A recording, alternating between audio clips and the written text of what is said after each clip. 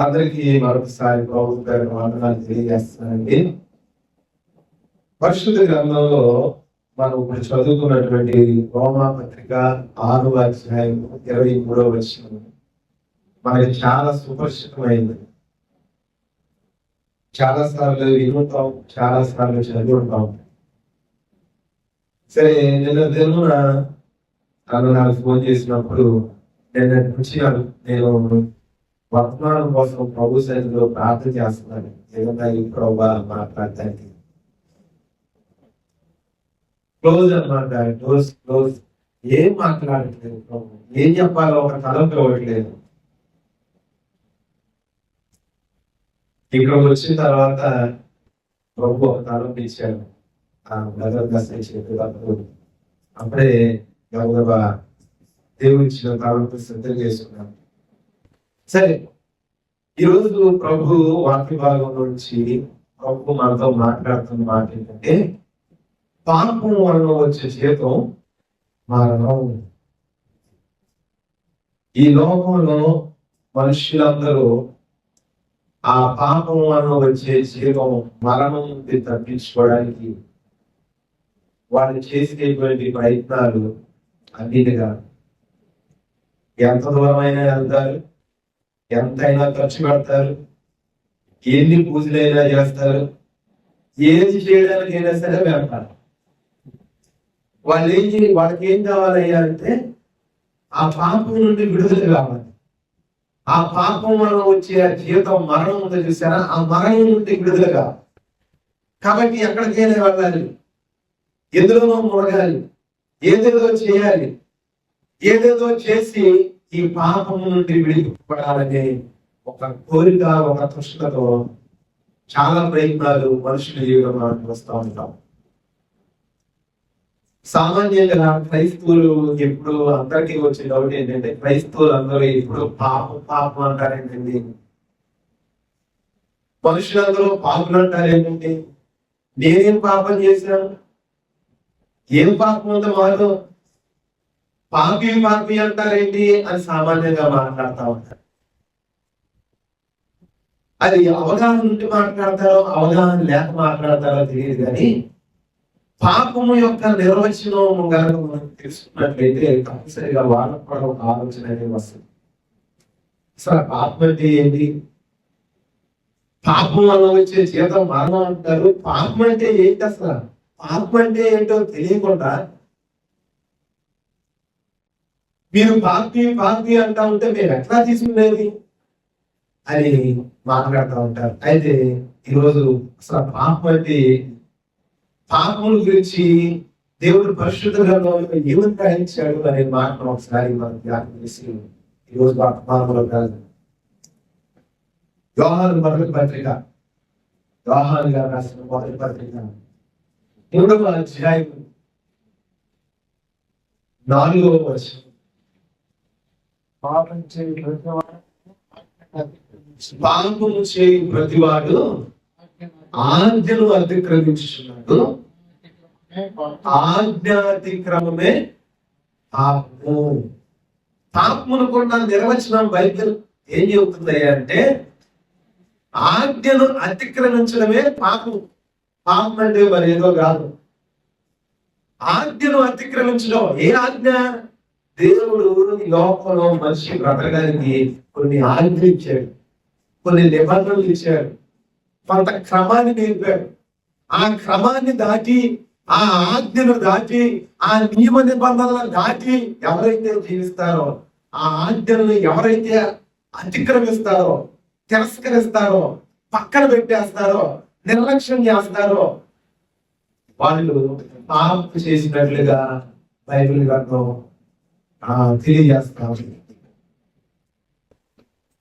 ఈ వాక్యాన్ని ఆధారం చేసుకుని మన జీవితాన్ని ఒకసారి ప్రశ్నించుకుంటే, దేవుడి యొక్క ఆజ్ఞ ఏంటి, దేవుడు మనం బ్రతకడానికి ఇచ్చినటువంటి నియమ నిబంధనలు ఏంటి అని ఒకసారి తెలుసుకొని చూస్తే, అప్పుడు ఎన్ని విషయాల్లో మనం ఆజ్ఞను అతిక్రమించాం, ఎన్నిసార్లు రూల్స్ బ్రేక్ చేసాం, ఎన్నిసార్లు దేవుడిని తిరస్కరించాం అనేది చాలా స్పష్టంగా అర్థమైంది.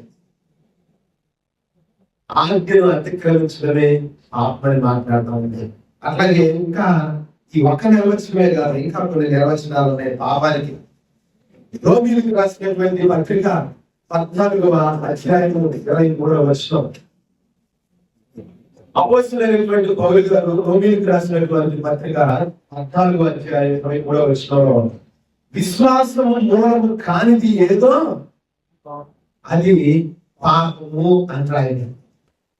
విశ్వాసం మూలం కానిది. దేవుడు నీకు నాకు ఒక విశ్వాస ప్రమాణాన్ని దేవుడు ఇచ్చాడు.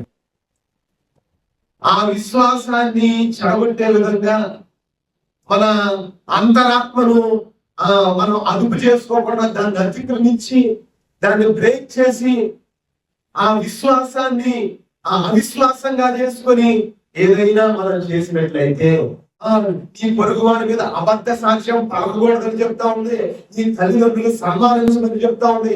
ఇవన్నీ మన విశ్వాసాన్ని ఆధారం చేసుకొని మనం బ్రతుకుతా ఉన్నాం. దేవుడు మన విశ్వాసానికి ఆధారంగా కొన్ని నియమాలు ఇచ్చాడు. ఆ విశ్వాసం మూలము కానిది ఏదో అది చేసి తినవద్దన్నా దాన్ని తిన్నా, ఆరాధించవద్దు అన్న దాన్ని ఆరాధించిన, చెయ్యొద్దన్నా దాన్ని చేసిన, ఆ విశ్వాసం మూలం కానిది ఏదో అది చేస్తే అది పాపము. పరిశుద్ధ గ్రంథం మాట్లాడుతూ ఉంది. పాపం అంటే నీ ఆజ్ఞను అతిక్రమించడం పాపము. విశ్వాసం మూలం కానిది ఏదో అది చేయడం. ఇంకొకటి మాట చూద్దాం. యాకోబు పత్రిక 4వ అధ్యాయం 7వ వచనం. యాకోబు పత్రిక 4వ అధ్యాయం 17వ వచనం. ఒకసారి కాబట్టి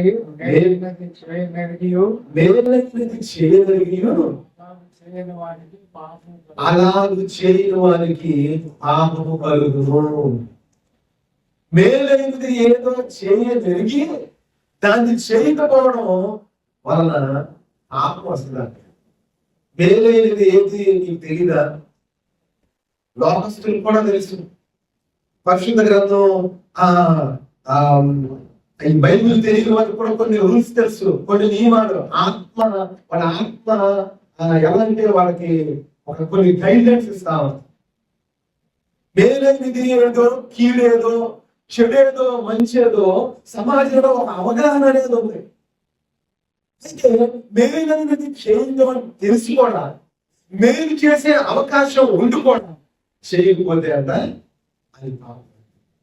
సమయ గ్రంథంలో మాట్లాడుతుంది ఏంటంటే, ప్రార్థన చేయవలసిన వారు ప్రార్థన చేయకపోతే అది పాపం. ప్రార్థన చేయవలసి ఉండి చెయ్యాలని తెలిసి చేయకపోవడం పాపం. ప్రార్థన చేయడం మేలే కదా. మేలైనది చేయడం తెలుసు మనకి. సమాజంలో చాలా మంది అవసరంలో ఉంటుంది. మన దగ్గర సమృద్ధిగా ఉంటుంది. వాళ్ళకి సహాయం చేసే అవకాశం మనకు ఉంటుంది, సహాయం చేసేటువంటి సమృద్ధి మన దగ్గర ఉంటుంది. కానీ చేయడం అది చేయకపోవడం పాపం. ప్రభువైన యేసుక్రీస్తును గురించిన సువార్త మనకు తెలుసు.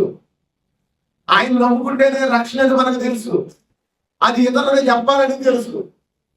అది తెలిసి కూడా చెప్పకపోవడం, నాకెందుకు లేదనుకో నిర్లక్ష్యం చేయడం అది పాపాన్ని. ఇప్పుడు 3 రకాలుగా మనం చూసాం పరిశుద్ధ గ్రంథంలో నుంచి. ఆజ్ఞను అతిక్రమించడం ఒక పాపం. తర్వాత విశ్వాసం మూలము కానిది ఏదో అది చేస్తే అది పాపం.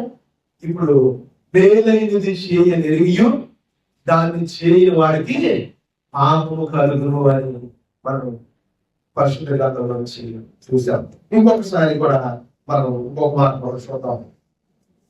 యోహాను మొదటి పత్రిక 5వ అధ్యాయము 17వ వచనం. సకల దుర్నీతియు పాపము. సకల దుర్నీతి పాపం. అనీతి. దుర్నీతి అంటే ఏంటి? నీతి వ్యతిరేక పదం ఏంటి? దుర్నీతి. నీతి అనేది ఏంటంటే మనకు ఒక ప్రమాణం ఉంటుంది మన జీవితంలో. పరిశుద్ధ గ్రంథం ప్రకారం మనకున్న ఏకైక ప్రమాణం ఏంటి అంటే ప్రభువైన యేసు క్రీస్తే మన నీతి, ఆయన నమ్ముకోవడమే మన నీతి, ఆయన ఆజ్ఞానుసారంగా జీవించడమే మనకు నీతి. ఆ నీతిని అనుసరించి మనం జీవించాలి. ఆ నీతిని అనుసరించకుండా జీవిస్తున్నామంటే అది దుర్నీతి. నీతిని అనుసరించకుండా దుర్నీతిగా జీవించడం అది పాపము అని పరిశుద్ధ గ్రంథం మాట్లాడి. మన జీవితంలో ఈ 4 విషయాల్లో అనేక సందర్భాల్లో ఆజ్ఞను అతిక్రమించి విశ్వాసాన్ని కోల్పోయి ఆ దుర్నీతి చేసి, అట్లాగే ఇంకొక మాట మేలైనది చేయక మనం పాపం చేసి అపవాది చేత పట్టబడ్డాం. అందుకనే పరిశుద్ధ గ్రంథం ఈ పాపం వల్ల వచ్చే జీవితం ఏమని మాట్లాడుతా ఉన్నాయా అంటే అది మరణం. ఆ మరణం నుండి తప్పించడం ఎవరి వల్ల సాధ్యమైన అయ్యా అంటే యేసుక్రీస్తు వల్ల మాత్రమే సాధ్యం. అది ఎవరి వల్ల ఇక సాధ్యం కాదు. ఎన్ని నదుల్లో మునిగినా, ఎన్ని పూజలు చేసినా అది సాధ్యమయ్యే పని కాదు. పరిశుద్ధ గ్రంథం ఒకటే చెప్తుంది, పాపం క్షమించబడాలంటే రక్తం చిందించబడాలి. రక్తం చిందించబడకుండా ఎవరికి పాప క్షమాపణ అనేది కలగదు అని పరిశుద్ధ గ్రంథం మాట్లాడతాం. అలా మాట్లాడినప్పటికీ మనుషులు ఈ లోకంలో ఎలాంటి ఏం చేస్తున్నారయ్యా అంటే వాళ్ళ పాపాలు క్షమించబడడానికి అది ఏ ఇతర గ్రంథాల్లో అయినా, ఏ ఇతర మత గ్రంథాల్లో కూడా, అన్ని గ్రంథాల్లో కూడా చెప్పేది ఏంటయ్యా అంటే వాళ్ళ పాపాన్ని పోగొట్టుకోవడానికి అనాదిగా వస్తున్నటువంటి ఆచారం ఏంటయ్యా అంటే బలులు అర్పించడం.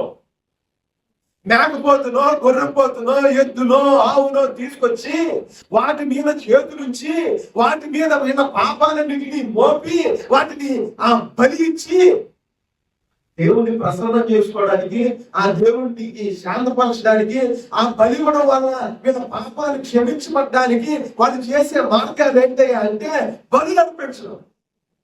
వాళ్ళ పాపాలు పోగొట్టుకోవడానికి బలులు అర్పించడం, లేకపోతే నదుల్లో ఇది జరుగుతా.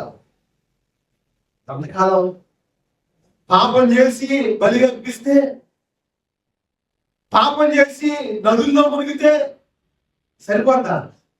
ఇలా చేయడం వల్ల హెబ్రీ గ్రంథకర్త మాట్లాడతాడు, ఇట్లా పాపంకి సంబంధించి బలులు అర్పించడం వల్ల ఏం జరుగుతుందయ్యా అంటే అది పాప జ్ఞప్తి తీసుకొస్తా ఉన్నారు. పాప జ్ఞప్తికి వాళ్ళకి జ్ఞాపకం తీసుకొస్తారు. బలి పాపం చేస్తే ఏమంటే ఏదో ఒక బలిస్తే సరిపోద్ది అనే ధోరణిలో ఉన్నారు తప్పితే అసలు ఈ పాపానికి మూలమైన దాన్ని మన జీవితంలోంచి తీసివేయాలి, ఈ పాపానికి మూలమైన దాన్ని మన జీవితంలోంచి కొట్టివేయాలి, మారు మనసు అనుభవానికి రావాలి, ఈ పాప సంబంధమైన మూలాన్ని నా జీవితంలో ఉండడానికి వీల్లేదు, చేసిన పాపమును బట్టి పశ్చాత్తాపడి మరలా ఆ పాపము చేయకుండా ఉండాలనే ఆలోచన ఎవరికి రావట్లా. పాపం చేస్తే బలర్పిస్తే సరిపోద్ది, పాపం చేస్తే ఏదో ఎక్కడికి వెళ్ళి పూజలు చేస్తే సరిపోద్ది, పాపం చేయడం అలవాటు అయిపోతుంది. దానికి తగిన ప్రత్యామ్నాయాలు మనుషులే ఎదుర్కొని చేస్తే పాపం క్షమించబడింది కదా ధోరణిలో ఉన్నాయి. ఇది పాపం వ్యక్తికి తీసుకొస్తా ఉంది. అయితే ప్రియమైన సహోదరి సహోదరులను ఎన్ని బదులు అనిపిస్తాం, ఎన్ని బదులు అనిపిస్తాం. అందుకే దేవుడు ఒక ప్రణాళికను సిద్ధపరిచాడు. దేవుడే మానవుడిగా రక్త మాంసాల్లో పాల్పడే దాస్యం స్వరూపం ధరించి లోకానికి వచ్చాడు. ఎందుకు వచ్చాడో తెలుసా? ఆయనే ఒక బలి అవ్వడానికి. ఎందుకు దేవుడే రావాల్సి వచ్చింది? ఎందుకయ్యా? ఈ లోకంలో ఎవరు లేరా? వాళ్ళని బలర్పిస్తే అవదా? జంతువులను బలర్పిస్తే అవదా? దేవుడితో సమాధానం పడలేమా? పడలేము. ఆ పాపం క్షమించబడాలంటే పరిశుద్ధమైన దాన్ని ఒకదాన్ని అర్పించాలి. దేవుడు అంగీకరించబడాలంటే వాళ్ళకి గతంలో బాగా బలి అర్పించేవాడని చెప్పుకున్నాడు కదా. ఆ బలి అర్పించే విషయంలో ఇంటిదాన్నో, గుడిదాన్నో, మెల్లదాన్నో, మచ్చలు కలిగిన దాన్నో, గాయపడిన దాన్నో తీసుకొచ్చి దేవుడికి బలి అర్పించడం. ఎలాంటి దాన్ని అప్పుడే అర్పిస్తారు? చాలా బలిష్టంగా ఉండాలి, చాలా ఆరోగ్యంగా ఉండాలి. అలాంటి దాన్ని ఏరుకోని మందలో నుంచి ప్రత్యేకించి తీసుకొచ్చి బలి అర్పిస్తారు. అంటే అది శ్రేష్టమైనదిగా ఉండాలి. అది ఉన్న వాటిలన్నింటిలో ఒక మంచి ఆరోగ్యం కలిగిన దానిగా, ఏ అస్వస్థత లేని దానిగా, ఏ దాకు ఏ మచ్చ లేని దానిగా ఉండాలి. అప్పుడు మాత్రమే బలి. దేవుడు అంగీకరిస్తాడు, లేకపోతే అంగీకరించు. మరి ఈ పాపము అంతా పోవాలంటే ఎప్పుడు బలి అర్పించడం కాదు, దీనికి శాశ్వత పరిష్కారం ఒకటి ఏర్పాటు చేయాలని దేవుడు మొదటగా మనుషులందరిలో ఎవరైనా పరిశుద్ధులు ఉన్నారా అని చూశాడంట. చూడండి ఆ మాట చదువుతాం. యెషయా గ్రంథం 59వ అధ్యాయం 16వ వచనం. యెషయా గ్రంథము 59వ అధ్యాయం 16వ వచనం. సంరక్షకుడు లేకపోతే ఆయన చూచెను, మధ్యవర్తి లేకుండా చూచి ఆశ్చర్యపడిను. కాబట్టి ఆయన బాహువే ఆయనకు సహాయం చేసిన, ఆయన నీతి ఆయనకు ఆధారమైన. దేవుడు ఎవరినైనా మనుషుల్లో ఎవరైనా పరిశుద్ధులు ఉన్నారా, ఎవరైనా ఈ పాప పరిహారం నిమిత్తం ఎవరైనా బలి అర్పించడానికి అర్హులు ఉన్నారా అని దేవుడు వెతికాడు, చూశాడంట.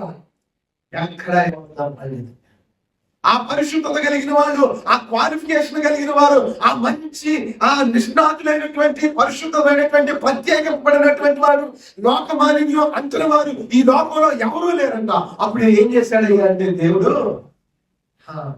దేవుడే ఆయన బాగువే లోకానికి, ఆయన నీతి ఈ లోకానికి, శరీరధారిగా ఈ లోకానికి వచ్చి ఆయన రక్త మాంసాల్లో పాలువాడని పరిశుద్ధుడిగా ఈ లోకంలో జీవించి మానవాళి సమస్త పాపముల నిమిత్తం బలిగొంచబడ్డాడు. పాపం వల్ల వచ్చి జీతం మరణం. చూడండి, చరిత్ర పుస్తకాలు రాసిన కాడి నుంచి చాలా మంది మరణం చేయించడానికి చాలా చాలా ప్రయత్నాలు చేశారు. ఏ ఒక్కరు మరణం ఎదుట నిలవలేకపోయారు. మరణం ఎదుట అందరూ తల వంచిన వారే గాని మరణానికి ఎదురుగా ఎదిగిన వారు ఎవరూ లేరు. కానీ ప్రభు అయిన యేసుక్రీస్తు వారు ఈ లోకంలోకి మరణించడానికే పుట్టాడు. పాపము నుండి విమోచించడానికే పుట్టాడు. ఆయన మీద పాపాలన్నీ ఆయన మీద వేసుకుని మనందరిని విడిపించాలని, మనకి విడుదలకు అనుగ్రహించి నిత్య జీవానికి వారసులు చేయాలని, పోయినటువంటి దేవుడితో సమాధానం పోతే ఆ సమాధానాన్ని మరలా పునరుద్ధరించాలని ప్రభువైన యేసుక్రీస్తు వారు ఈ లోకానికి రక్త మాంసాల్లో పాలువాడై వచ్చాడు. చూడండి, మాట చదువుతాం. అసలు ఎబ్రిల్కి రాసినటువంటి పత్రిక 2వ అధ్యాయం చూడండి. 2వ అధ్యాయము 14-15 వచనాలు ఒకసారి చదువుతాం. కాబట్టి ఆ పిల్లలు రక్త మాంసములు గలవారైనందున ఆ ప్రకారమే మరణము యొక్క బలము గలవారిని, అనగా అపవాదిని మరణము ద్వారా నశింపజేయును, జీవిత కాలం అంతయు మరణ భయం చేత దాస్యములకు లోబడిన వారిని విడిపించుటకును ఆయన కూడా రక్త మాంసములో పాలువాడాయను. ఏలైనగా ఆయన ఎంత మాత్రము దాసుల స్వరూపము అది దేవదూతల స్వభావమును ధరించుకొనక అబ్రహాము సంతాన స్వభావమును ధరించుకొని ఉన్నాడు. ఇంకొక మార్గం అండి, అది ఎడ్ల యొక్కయు మేకల యొక్కయు రక్తము సంపూర్ణ శక్తి కలగజేయలేదని ఎబ్రిల్కి రాసినటువంటి పత్రిక 9వ అధ్యాయము 12వ వచనం. మేకల యొక్కయు కోడెల యొక్కయు రక్తముతో కాక తన స్వరక్తముతో ఒక్కసారి పరిశుద్ధ స్థలములో ప్రవేశించిన. ఏలైనగా మేకల యొక్కయు ఎడ్ల యొక్కయు రక్తము మైలపడిన వారి మీద ఆముదూడ బూడిద చల్లుడియు శరీర శుద్ధి పరుగునట్లు వారిని పరిశుద్ధపరిచిన ఎడల నిత్యుడు ఆత్మ ద్వారా తాను దేవుడికి నిర్దోషిగా అర్పించుకున్న క్రీస్తు యొక్క రక్తము జీవక్రియను విడిచి జీవము గల దేవుని సేవించుటకు మీ మనస్సాక్షిని ఎంతో ఎక్కువగా శుద్ధి చేయాలి. సహోదరి సహోదరులు, ఎడ్ల యొక్కయు మేకల యొక్కయు రక్తం అంట సంపూర్ణంగా వాళ్ళ మనుషుల యొక్క పాపాన్ని శుద్ధి చేయలేదు, సంపూర్ణంగా శుద్ధి చేయలేదు. అదే శుద్ధి చేసిన ఎడల నీతిమంతుడు పరిశుద్ధులైనటువంటి ప్రభువైన యేసుక్రీస్తు వారి యొక్క రక్తము మనల్ని ఇంకా ఎక్కువగా శుద్ధి చేస్తుంది. ఆయన ఈ ఒక్క బలి ఇంకెన్నడూ పశువులు, ఇంకా ఎన్నడూ మేకలు, ఎడ్లు బలి అర్పించే పని లేకుండా ఆయనే నిత్యానికి నిత్యము సరిపోయేటువంటి సమాధాన బలిగా, పాప పరిహార బలిగా ఆయన అర్పించబడాడు. ఇక పాపానికి ఎట్లను బలి ఇవ్వనవసరం లేదు, మేకలను బలి ఇవ్వనవసరం లేదు, పశువుల్ని ఏటిని బలి ఇవ్వనవసరం లేదు. ఆయనే నిత్యమైనటువంటి సమాధానార్థ బలిగా, ఒక్కగానొక్క అర్పణగా ఆయన అర్పింపబడి పాపం నుండి మనకు విడుదల కలగజేశాడు. మరణ భయం నుండి మనకి విడుదల కలగజేశాడు. అపవాది యొక్క కోరల నుండి మనల్ని తప్పించాడు. అతని తలను, అపవాది యొక్క తలను చితకదొరికాడు. మనం భయపడాల్సిన పని లేదు మరణానికి. మనం ఇక భయపడాల్సిన పని లేదు గత జీవితంలో మనం చేసిన పాపానికి. ఎందుకంటే ప్రభు అయిన యేసుక్రీస్తు వారు ఇదిగో ఆజ్ఞ అతిక్రమం వల్ల వచ్చిన పాపాన్ని, సకల దుర్నీతి వల్ల వచ్చిన పాపాన్ని, విశ్వాస మూలము కాని దాని వల్ల వచ్చిన పాపాన్ని, అట్లాగే మేలైనది చేయకపోయిన వచ్చిన పాపాన్ని, ఆ పాపం అంతటిని ఆయన కలువరి శిలువలో కొట్టేశాడు. ఆ కలువరి శిలువలో ఆయన ముగించేశాడు. సమాధాన బలిగా, పాప పరిహారార్థ బలిగా ఆయన అర్పించమన్నాడు. మధ్యవర్తిగా ఆయన ఈ లోకానికి వచ్చాడు. దేవుడితో మనలో సమాధానపరిచాడు. నిత్య జీవానికి వారసులుగా చేశాడు. ప్రియమైన సహోదరి సహోదరులు, అందుకనే క్రైస్తవులు ఎప్పుడు చూసినా ఇదిగో పాపములు మనం పాపము నుండి విడిపించబడాలి.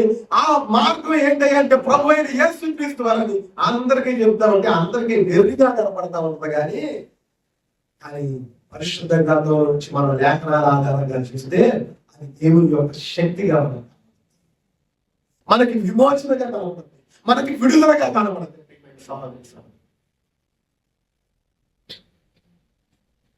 ఇక పాపములకు మనం భయపడాల్సిన పని లేదు. పాపము మనం పదే చేయకూడదు. చేసిన పాపమును మనం ఒప్పుకొని విడిచిపెట్టిన కంపల్సరిగా ప్రభు అయిన యేసుక్రీస్తు వారు మనల్ని క్షమిస్తారు. ఆయన క్షమించలేనటువంటి పాపం ఏది లేదు, ఆయన కొట్టివేయలేనటువంటి పాపం ఏది లేదు. మనుషులైతే మనుషుల దగ్గరికి మనం పాపం చెప్పుకుంటే మనం చేసిన పాపాన్ని 10 మందికి చెప్తారు. ఇదిగో అతను అలాంటోడు, ఎలాంటోడే అని. ఆయన మన పాపాన్ని ఎత్తి చూపి మన మీద దోషారోపణ చేసేవాడు కాదు. మనం ఒప్పుకొని విడిచిపెడితే ఆయన కనికల పూర్ణుడు మన వెనకాల పడేస్తాడంట. మనలా నెత్తికి తీసుకురాడంట. అలాంటి దేవుడిని మనం కలిగాం. అలాంటి రక్షకుడు దేవుడే మానవుడిగా ఈ లోకానికి వచ్చాడు. అందరూ ఏంటి దేవుడు అంటున్నారు, యేసుక్రీస్తు దేవుడు అంటున్నారు. యేసుక్రీస్తు సిలువేశారు తెలుసా? ఆ యెరూషలేము దేశంలో సిలువ ఎవరిని వేస్తారో తెలుసా అని మాట్లాడుతూ మీ దేవుడు సిలువేశారు, దిక్కులేం చావు చెప్పిపోయారా, మీ దేవుడు చచ్చిపోవడం ఏంటి అని మాట్లాడతాం. మా దేవుడు తనువు సాధించాడు అని మాట్లాడుతా ఉంటారు. మీ దేవుడు చంపేశారు అని మాట్లాడుతూ ఉంటారు. ఓ ప్రియమైన సహోదరి సహోదరులారా, ఈ మైక్ ద్వారా వింటున్నటువంటి సహోదరి సహోదరులారా, మా ప్రభు అయిన యేసుక్రీస్తు వారు ఎదిరించలేక కాదు. మా ప్రభు అయిన యేసుక్రీస్తు వారు మరణమును అక్కడ ఆయన అంతటా ఆయన ప్రాణం పెట్టుచున్నారని ఆయన చెప్పాడు. నేను మీ అందరి రక్షణ కొరకు మీ పాపములన్నిటిని విమోచించడానికి నా ప్రాణం పెడుతున్నాను. నేను ఈ కార్యం చేయకపోతే మీ పాపాలు ఎప్పుడు అలాగే నిలిచి ఉంటాయి. అలా నిలిచి ఉండకుండా మీ పాపాన్ని క్షమించడానికి, మీ పాపము నుండి విముక్తిని కలగజేయడానికి, మీ మరణం యొక్క భయాన్ని తొలగించడానికి నా ప్రాణం నేను పెట్టుచున్నాను. మేకులు తీకోలేక కాదు. ప్రభు యేసుక్రీస్తు వారి లోకానికి లోకరక్షకుడిగా వచ్చింది. ఎందుకంటే మానవాళి యొక్క పాపాల నుండి విడుదల అనుగ్రహించండి. రోజు ఎక్కడికో వెళ్ళనవసరం లేదు, ఎటో తిరగనవసరం లేదు, ఏవేవో చేయనవసరం లేదు. నా ప్రభు అయిన యేసుక్రీస్తు దగ్గరికి వచ్చి నోటితో ఆయన సొంత రక్షకుడిగా అంగీకరించి ఆయన ఎదుట పాపములను గనక ఒప్పుకోగలిగితే విడుదల, సమాధానం, నెమ్మది, నిత్య జీవ వారసత్వం. పాపం వల్ల వచ్చే జీవితం మరణం ఉన్న విషయాన్ని మర్చిపోవద్దు. బాహ్య సంబంధమైనటువంటి మరణం కాదు, బాహ్య సంబంధమైన మరణం ప్రతి ఒక్కరికి వస్తుంది. బాహ్య సంబంధమైన మరణం ఏదో రుచి చూడడం వారి లోకంలో ఎవరూ ఉండరు. అని ఆత్మ సంబంధమైన మరణం నుండి తప్పింపబడడానికి ఇదిగో మార్గం ప్రభువైన యేసుక్రీస్తు. ఆయనే తానుగా స్వయంగా ఆయన చెప్పినటువంటి మాట, నేనే మార్గం, నేనే సత్యం, నేనే జీవం, నా ద్వారా తప్ప ఎవడును తండ్రి వద్దకు రాలేడు, ఎవడును పరలోక రాజ్యాన్ని చేరుకోలేడు, ఎవడును నిత్యత్వాన్ని పొందుకోలేడు. అందుకే ప్రభువైన యేసుక్రీస్తు వారు ఈ లెంట డేస్ లో మేమందరూ, క్రైస్తవ సహోదరులు అందరూ, సంఘం అంతా ఆయన చేసినటువంటి కార్యాలని, ఆయన సిలువలో పొందినటువంటి శ్రమని ధ్యానం చేసేది ఆయన మా కొరకు కాల్చినటువంటి రక్తాన్ని బట్టి, మా కొరకు పెట్టినటువంటి ప్రాణాన్ని బట్టి, సమస్త జనులందరికీ కలుగజేసినటువంటి రక్షణ కార్యాన్ని బట్టి తలపోసుకుంటూ అందరికీ సువార్త ప్రకటించడానికి తాపత్రయం. అందుకే అందరికీ కరపత్రంగా పంచడానికి పరుగు, అందరికీ సువార్త ప్రకటించడానికి వీధుల్లో పరిచర్య. ఈ రక్షణ ఎవరు కోల్పోకుండా ఉండాలని, ఈ రక్షణను ఎవరైనా సరే పొందుకోకుండా తప్పిపోతారేమో అన్న భయంతో ఈ సువార్తను ప్రకటింపవలసినటువంటి భారం మా మీద మోపబడి ఉందని చదువుకున్నాం. ఏదైనది చేయకపోతారు. స్వార్థ ప్రకటించవలసినటువంటి భారం ప్రతి క్రైస్తవుల మీద ఉంది. అందుకే మనం అందరం స్వార్థ ప్రకటించాలి, క్రీస్తు యొక్క ప్రేమను తెలియజేయాలి. ఎక్కడో యెరూషలేములో జరిగినటువంటి కార్యాన్ని ప్రపంచ నలుమూలలకే రావడానికి గల కారణం ఏంటి? కారణం ఇదే, లోక పాపం నుండి మోసుకొని పోయిన దేవుని గొర్రె పిల్ల ఆయన్నాడు. ఆయనే ప్రభువైన యేసుక్రీస్తు. ఆయన ఈ లోకానికి వచ్చి ఈ నిమిత్తం, నా నిమిత్తం, మనందరి నిమిత్తం మన పాపాలు ఆయన మీద తీసుకున్నాడు. పాపం వలన వచ్చిన జీవితం మరణం ఆయన అనుభవించాడు. మరణించి మరణము విడిచి సాతాను తలను చెదరగొట్టి తిరిగి లేచినటువంటి దేవుడిగా, మరణాన్ని జయించినటువంటి దేవుడిగా ఆయన మనకున్నాడు. అందుకే మన వ్యక్తిగత జీవితాల్లో ఈ ఆజ్ఞాతిక్రమం వచ్చినటువంటి పాపం అయినా సరే, అవిధేయత వల్ల, దుర్నీతి వల్ల వచ్చిన పాపం అయినా సరే, మరి ఏ పాపమైనా సరే ప్రభువైన యేసుక్రీస్తు వారి దగ్గరకు వచ్చినట్లయితే ఆయన పాపమును క్షమించి, సమాధానం ఇచ్చి, నెమ్మదిని కలుగజేసి, నిత్య జీవానికి వారసత్వాన్ని కలుగజేస్తాడన్న విషయాన్ని మీ అందరికీ ప్రేమపూర్వకంగా తెలియజేస్తున్నాను. ఈ వర్తమానాన్ని అందుకే వందనాలు.